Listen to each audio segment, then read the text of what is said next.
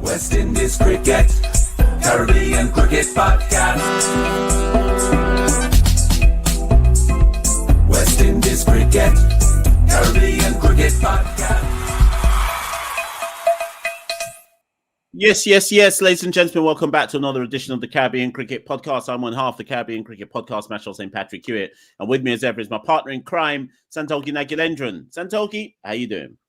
Yeah, all good, Mash. Could be better, obviously, as the thumbnail hints. Day one, we're here to review India versus West Indies. And as it says in the title, it looks like it's game over already after day one. Just to recap the scorecard, West Indies batted first, all out for 162, and India finished the day in commanding position, 121 for 2. So they're only about 40-odd runs behind already. And you imagine tomorrow is going to be a day for the batters in that India side. But a lot of people will be watching this live and thinking, I'm going to dash my laptop and be angry. But anyone who watched the preview show we recorded last night, I said, realistically, if we scored over 200, it'd be a good performance. But our pass score is 150 to 180. Now, 162 is pretty much in the middle of that pass score. So realistically, Mash, I can't be too angry because these men performed to expectations, right? That was one of the most predictable days of cricket I've ever seen, perfectly predicted by you lads. And I think this is the thing, Mash. Obviously, it's disappointing, but I think there's a fine line between disappointment and like anger. And for me, I'm disappointed we couldn't do better. But at the same time, if I've said our pass score is 150 to 180 and we've got that, I can't really complain.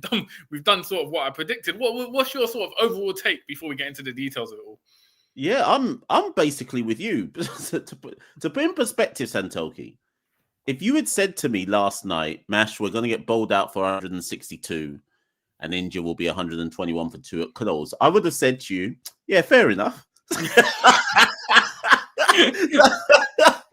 And the thing is, that's not me like laughing at the guys or cussing out the guys. I would have said, yeah, that makes sense. That sounds about right. That sounds like what should happen. And it's going to sound ridiculous, right, Santoki? But I do think everything for me, particularly when it comes to Test cricket, has to be put in perspective, right? Mm. So obviously a lot of the old uncles will try and say, but we beat Australia at the Gabba and miracle in Multan. But those type of performances for the West Indies, there is no trend over the last 15 years to suggest that we can put any kind of good run of cricket together in this format of cricket. So things like that are always one-off type results. The base level of expectation when we're playing a good side, and let's remember that India are a good side, right? They've just gone to England and come back with a 2-2 draw. You have to assume that we are going to be skittled for under 200 and that they are going to bat for days. And that's basically what happened. So I don't think any West Indian fan can be mad at it. It's just, to put it this way, Santoki, I think it would be the equivalent of what we saw today was the equivalent of, I don't know, a championship side playing Arsenal away from home in the FA Cup third round, and they score the first goal and then lose 5-1. And you're like, yeah, well, that's to be expected. Yeah. Do you see what I mean? I mean, if anyone wants to save waking up at 5 a.m. tomorrow in England, you can pretty much guarantee India will bat for the whole of tomorrow, right? And realistically, pile on 450, 500, maybe declare. And then West Indies are likely to capitulate on Saturday. That's basically the way the trend is going. And I don't think might as well just wrap up the podcast now. So the thing is, I can't even say anything because that's what I expect to happen as well. But Mash, let's get into the first sort of talking point of the day. So obviously West Indies batted first, but in that 11. We talked yesterday, you made the comment about sacrificial lambs. West Indies always giving one Newt man up. And it was no change today because out of nowhere, with no explanation, Johan Lane's name was in the 11. Not even Anderson Phillips injured or nothing like that. So I can only assume at this point, based on merit and performances, it was a decision by Sammy to put Johan Lane in ahead of Anderson Phillips. So we had the two spinners, Carrie Pierre and Jamal Warwick, as we thought. Jaden Seals, Justin Graves, the sort of paces in that side. And then we thought Anderson Phillip would make up the rest of the attack. It was Johan Lane, the 22-year-old from Barbados, took 27 wickets, for West Indies Academy in the regional season. I think he was the 7th highest wicket taker. So it's not as if he had a bad season, but Mash, West Indies Academy, you're meant to... So basically, Johan Lane, West Indies Academy, doing that sort of performances within the West Indies Academy setup, technically the next step to progression would be going into the Barbados senior side next season. I don't understand how... I mean, I do understand because it's West Indies cricket. But how did my man jump in 6 months from playing for West Indies Academy? I know he played a few 18 games as well, but the bulk of his first-class season was played for West Indies Academy. 6 months later, he's finding himself at 100k Modi Stadium, coming in with the new ball against India on Test debut. Mash, make it make sense to me, Mash. Santoki, let me put this in perspective for you. There is every chance of the following happening, right? And I need everyone to deep what I'm about to say. There is every chance that Johan Lane has debuted for West Indies, and when we start our Super 50 and first class season, because West Indies Academy and CCC aren't in it anymore, there is every chance Santoki has no team in Super 50 at the first class championship, which will mean Santoki he'll go from West Indies Academy to play for West Indies to no domestic team. And the mad thing is, the 1 year. And the mad thing is, this being West Indies cricket, if Johan Lane didn't play regional cricket next season, he'll still get picked for West Indies.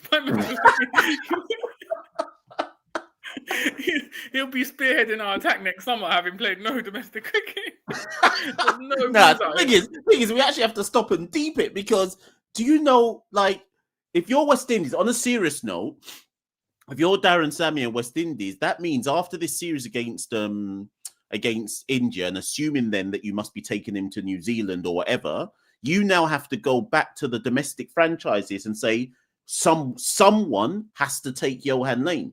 Like even when like Barbados say, yeah, but our pace attack are these men, or Leeward Islands, they're gonna have to force someone to take him, because what can I be real, Santoki? And this is no disrespect to Johan Lane, no disrespect to Jadea Blades. Neither one of them should be anywhere near a West Indies Test side at this stage of their development. It is ridiculous that the Johan Lane is debuting against India. You know, not even Zimbabwe, India. God. And the thing is, there will be people who will say to you, but they're only going to learn if you throw them into the fire. They've got to learn at the highest level. That's nonsense. Do you know what it's as nonsense as when England called up, last year when England called up Josh Hole, just because he's tall and he bowls left arm, and they just dashed him into Test cricket. And then afterwards, everyone was like, why'd you do that for? This is a similar situation with Johan Lane. Even like the Josh Hole one in England, or any side, when you put a Ute man in, generally the bowlers around you are experienced and successful, right? So if this was a case where, let's just say hypothetically, Jaden Seals, Azari Joseph had been tearing it up all year, and we had a successful bowling attack, and we threw Johan Lane in to complement them and for him to get experience, I understand that. Like, that's kind of what they were doing with Josh Hole. He had like Mark Wood and Chris Wokes and all that to learn from but we're throwing Johan Lane in to spearhead the attack with Jaden Seals, as in, like, all right, cool, if you're not taking wickets, we're going to struggle out here. So for us to put that much pressure on the young man, it's not going to be beneficial for him. It's not going to be beneficial for the West Indies side, because he just hasn't got enough experience or know-how to kind of perform in India, of all places, the subcontinent. I don't understand, and I don't know why. Like we said, Kemar Roach would have been a better shout, just in terms of if we're looking short-term at the results. I have no issues with Johan Lane being in the squad. And also, Mash, it's just the fact that he hasn't even had any preparation time. He came in as a late sub for Azari Joseph. Just flying him in on debut to play in India and say, all right, good luck. The worry for me, Mash, is we talked about the bowling being our strength, and I said a good series for us would be able to bowl India out. I don't think, based on, I know Jaden Seals bowled well, and he took a wicket, Chase took a wicket, but the bowling lineup looked lackluster, as it would do in the subcontinent, and without the requisite preparation, Red Bull preparation. I can't see us bowling India out. I just think it's already looking like bits and pieces bowling, as in we're going to rely on Chase, Justin Graves to maybe chip in, get some. just throw people in and hope that somebody can take it. But realistically, if we were going to bowl India out, Jaden Seals, as much as there's a lot of pressure, in that opening new ball spell, he would have had to have a burst and take 3 or 4 wickets, basically.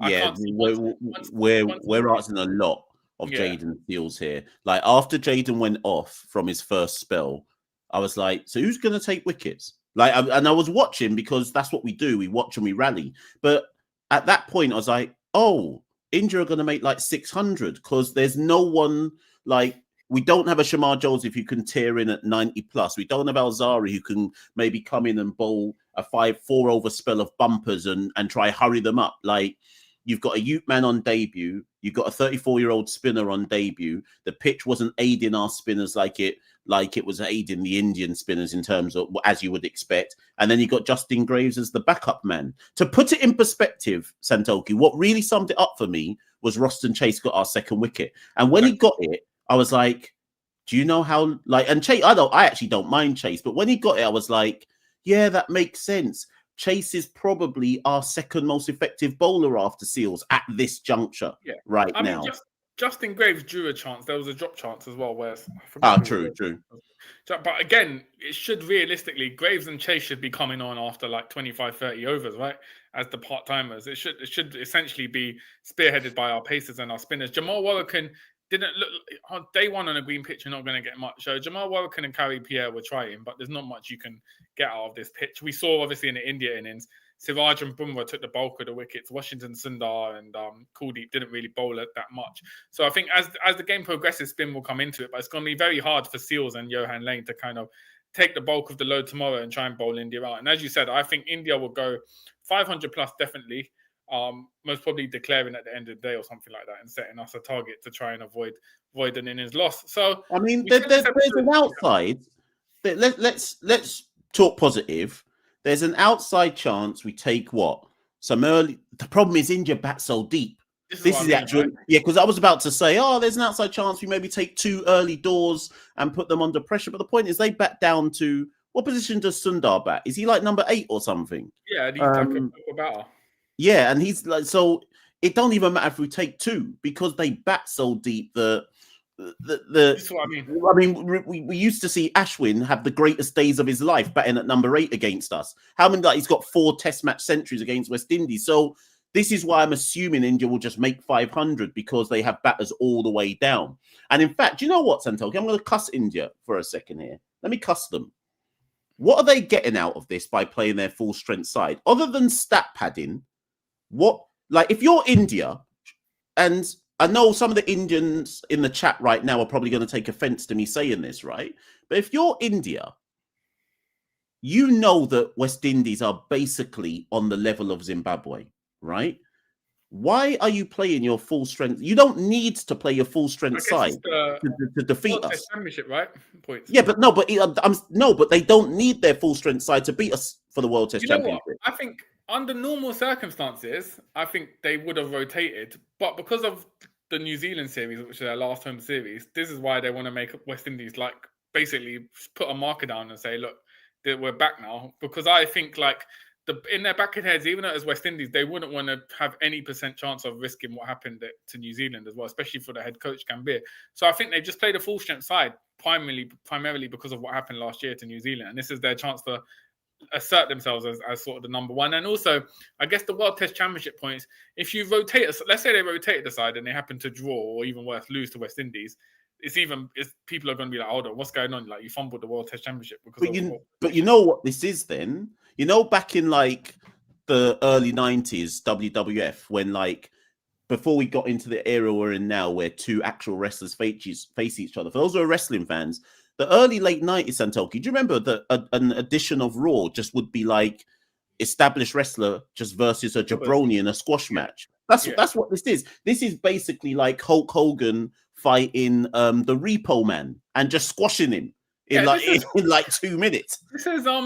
This is the appetizer. I think you could tell by the crowd. I mean, it's a big stadium, but it didn't seem like a massive crowd. It wasn't really pumped up. I think I'm pretty sure they're playing South Africa or something next. And I think that's obviously going to be the main event, right? This is just a warm-up. I think this is just for the players to fine-tune their red ball skills, get into it. Bumrah Bumrah trying out some new type of deliveries, getting a few deliveries in. So realistically, I think that's why they played their full strength side.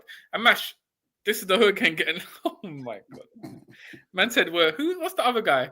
Santino Morella. Remember, he ran in and just got. Well, West Indies are Santino Morella. Oh no, cuts. He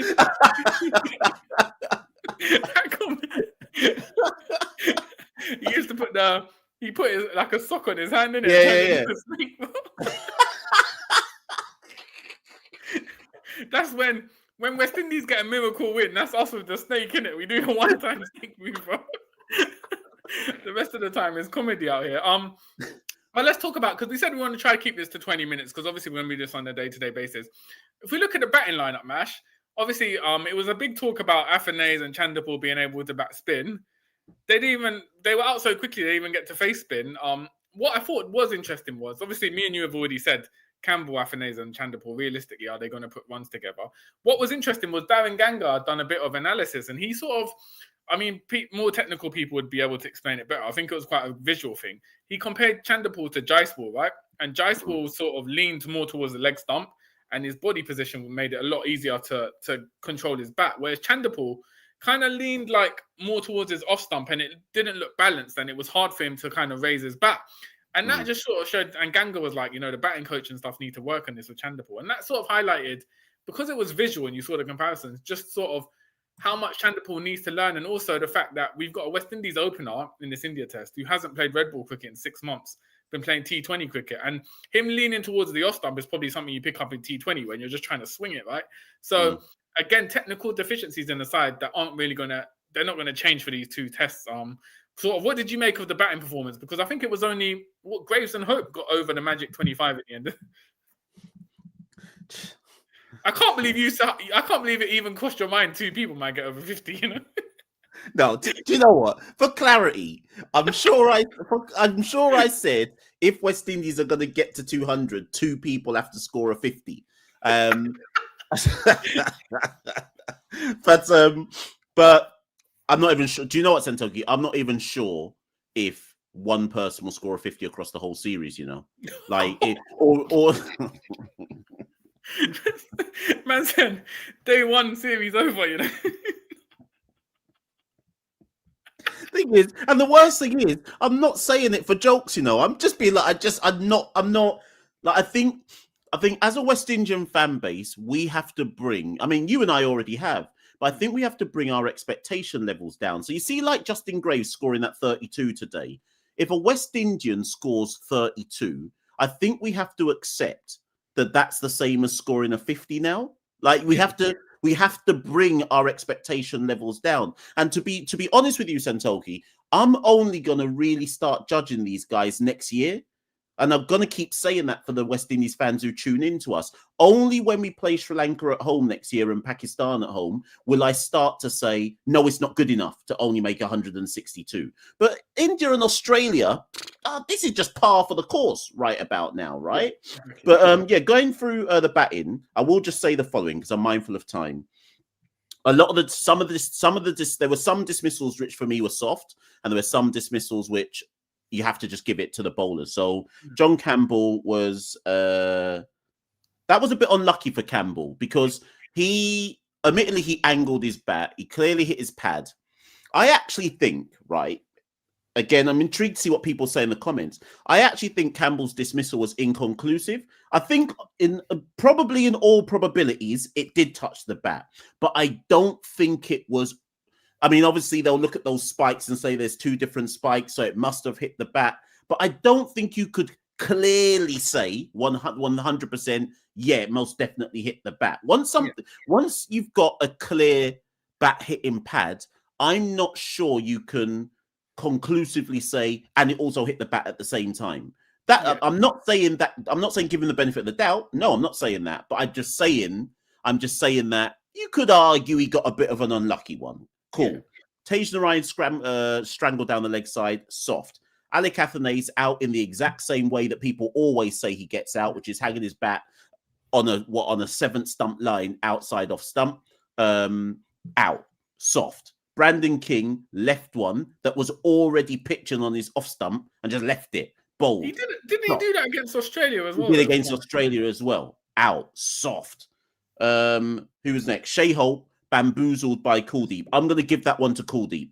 I think because not because there wasn't a technical deficiency in what Shea did, because I think the way you have to judge Shea's dismissal, Santoki, is there is no other batter in the region who I think would have played it any better. So I have to give that to the bowler, right? Yeah. So Kuldeep gets that. Chase, he got a good one. He got a good one from Siraj. Siraj gets that. Graves got a Bumrah unstoppable one. Bumrah gets that. Lane got a Bumrah unstoppable one. Bumrah. They need to. You know when you. How can you have Johan Lane facing Bumrah? And they should have. I felt sorry for him, you know. I actually felt when his wickets got splattered all over the stadium. I was looking, going rah. And the thing is, I don't know if it's me, yeah. You know when Bumrah bowls someone, it's like a Hadouken in Street Fighter. Like it feels aggressive. Like it is, like you the know. batsman's falling over, like everything, bro. It's crazy. Yeah, he's getting aggressive out there. It's like who did Hadouken? What was the name of the character? Ryu, and Ryu who did Hadouken. When Bumrah splatters your stumps, it feels like Eddie Honda's 100 hand slap thing. I think it was even Graves or Johan Lane. I can't forget. After the ball clattered their stumps, they looked like they were about to take an RKO. Like they were just fumbling. It's just crazy. Like I felt sorry for Johan Lane, but it is what you know. What though? To be fair, Carrie Pierre and he kind of stuck around. He stuck around with Graves. They stuck around for it, but. Realistically, Mash, I know the New Zealand series was an anomaly, but historically, over the last 15 years, pretty much every side that's come, whether it be England, Australia, that's come to India, sort of faced the same pressure. So we can't expect this West Indies side to perform, and put up a big score. It is what it is. It was a reflection of where they are. There's a lot of technical deficiencies, and the thing is, I don't even know when the next time we go to the subcontinent will be after this. So it's not even as if like. We'll have more experience of this. By the time let's say we go to Pakistan and Bangladesh in 2 years, half this team will probably have been changed over because of the nature of West Indies cricket. So it's not even like a learning curve for future things. So we just have to look at it in isolation. But we'll end it there, Mash. And I think before we go, just two questions because one of them was a super chat, so we should bring it up. Yeah. So Atheist and the Critical Thinker says West Indies and the Nepal Test series would be competitive. Probably would though. It's like just supporting West Indies make you an atheist as well. Man said he watched West Indies and lost all faith cuts. Gave up. But yeah, no, I think West Indies and Nepal would be particularly if it was played in the subcontinent, it'd be a very interesting. Even if it was played in West Indies, I think it would be quite an interesting sort of competition. What was the second question? Yeah, this one wasn't a super chat, but I starred it, so I should just finish it off with it. So Touche says Starboy got a county deal and improved exponentially. The same, someone should try to get Akeem, Jewel, and Alec county deal. So my take on it is as follows, Santoki. None of those three can get a county deal because Starboy got a county deal because he was already good. Sussex didn't take Jayden Seales because they suddenly took a punt on him. He was already doing Starboy things. With respect to West Indian batters, you actually have to do something to get a county deal. I think me and you commentate on county cricket, so we've seen it quite a lot. Essentially, the player has to benefit the county rather than the county helping the player, right? So for Sussex, and remember they were in Division 2 when they got Jayden Seales. So for them to get an international bowler was like a big thing, right? All right, cool, we got Jayden Seales, he's going to help us out. It's not like if you were to take a Jewel Andrew or Alec Hafanez or an Akeem or Gust, essentially you're looking at, cool, we're here to take a young guy and develop him, but that's not what counties do. They want a finished product almost. So realistically, none of our players, particularly batters, they're not good enough at the moment to get county deals, especially when each county only has 2 overseas slots. You're not going to risk it on someone. You're going to want to get proven players, which is where the issues are. But Mash, we'll end it there. Like, comment, share, subscribe. We'll try to do these for every day. So 2 more days of well, luckily there's only one more day left then. One more day tomorrow. We'll do a test review tomorrow after it finishes. But comment, share, subscribe. Send this around to all your friends. India fans, thank you for tuning in as well. Comment below, how much do you think India is going to score tomorrow? We're on Instagram, X, Blue Sky, TikTok, patreon.com if you'd like to donate. It's the details are at the bottom. patreon.com/Carib Cricket. As I said, yeah, we'll be back very soon. And as we said on previous episodes, we've got a lot of content, videos, a lot of happening in West Indies cricket. So keep an eye out for longer form videos as well. This was just meant to be like a quick reaction to day one. As always, we've got our alarm set for 4:58 tomorrow morning, ready to rally in the early hours of the morning as West Indies look to a long day in the field against the Indian batters. That's been Michelle. I've been Santoki. Good morning, good afternoon, good evening, wherever you are watching in the world. We'll see you very soon. Peace. West Indies Cricket, Caribbean Cricket Podcast. West Indies Cricket, Caribbean Cricket Podcast.